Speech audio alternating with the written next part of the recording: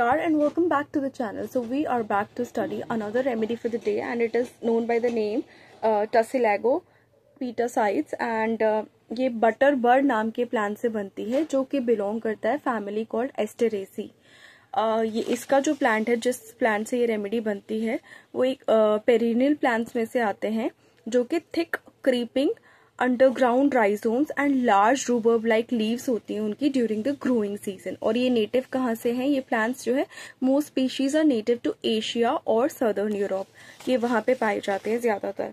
तो टसिलागो petacides basically has some action on urinary organs and is found useful in gonorrhea and affections of the pylorus में भी इसको use कर सकते हैं। अगेन शॉर्ट रेमेडी है, लेकिन फिर भी पूरी रेमेडी पिक्चर और पेशेंट पिक्चर मैच करने के बाद ही इसको प्रिस्क्राइब करना चाहिए, सेल्फ प्रिस्क्रिप्शन नहीं करना चाहिए। गोनोरिया में इसको दिया जाता है। तो गोनोरिया बेसिकली एक कॉमनली सेक्सुअली ट्रांसमिटेड इन्फेक्शन है जो नाइजेरिया गोनोरिया नाम के बैक्टीरियम से ट्रांसमिट होती है, और ये इन्फेक्शन कम्प्लीटली एसिम्प्टोमेटिक हो सकता है बहुत सारे लोगों में। मैं इस रेमेडी की बात नहीं कर रही कि इस रेमेडी में क्या सिम्टम्स दिखाएगा, मैं इन जनरल पिक्चर की बात कर रही हूँ गोनोरिया की, कि काफ़ी लोगों में ये इन्फेक्शन कम्प्लीटली एसिम्प्टोमेटिक हो सकता है, लेकिन काफ़ी लोगों में ये सिम्टम्स कॉज कर सकता है, जैसे कि painful urination and unusual discharge. ये इफेक्ट कर सकता है जेनाइटल्स को, रेक्टम को, माउथ को और थ्रोट को। फिर यदि इसको अनट्रीटेड छोड़ दें तो it can lead to serious health complications and symptoms can appear 2 to 5 days after infection.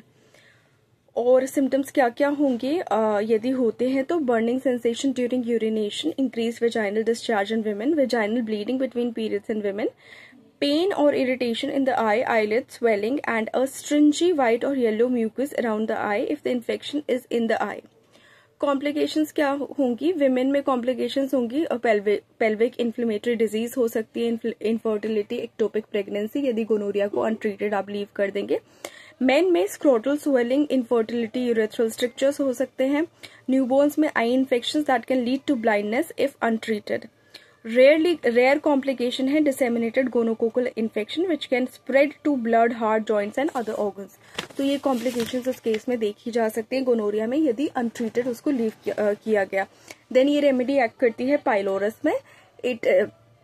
Pylorus के अफेक्शंस में, यानी पाइलोरस क्या है? It is the opening from the stomach into the duodenum. तो वहां पे होने वाले कोई भी अफेक्शंस, वहां पे स्लो काम कर रहा है और कुछ या फिर कोई अल्सर है, वहां पे ये अच्छा एक्ट कर सकती है।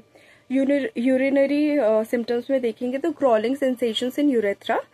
तो यूरेथ्रल क्रॉलिंग बेसिकली एक तरीके का न्यूरोलॉजिकल सिम्टम ऑफ इरिटेशन और inflammation in the urethra, the tube that carries urine out of the body, यानी उस ट्यूब में जो यूरिन को बाहर लेके जाता है उसमें सेंसेशन फील होती है।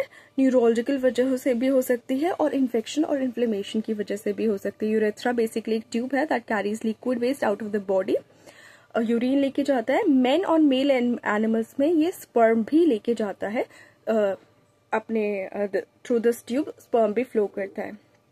देन मेल के सिम्टम्स में आए इस रेमेडी के, तो गोनोरिया, येलोइश थिक डिस्चार्ज। अब यहाँ पे स्पेसिफिक सिम्टम की बात आती है। तो इस केस में यदि गोनोरिया की हम बात कर रहे हैं मेल्स में, ये रेमेडी ज्यादातर वहां अच्छे से एक्ट करेगी जिनमें येलोइश थिक डिस्चार्ज है।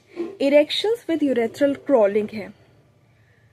इरेक्शंस यानी the process where the penis becomes firm, and ये usually due to increase blood flow होती है into the penile tissues and typically can be triggered by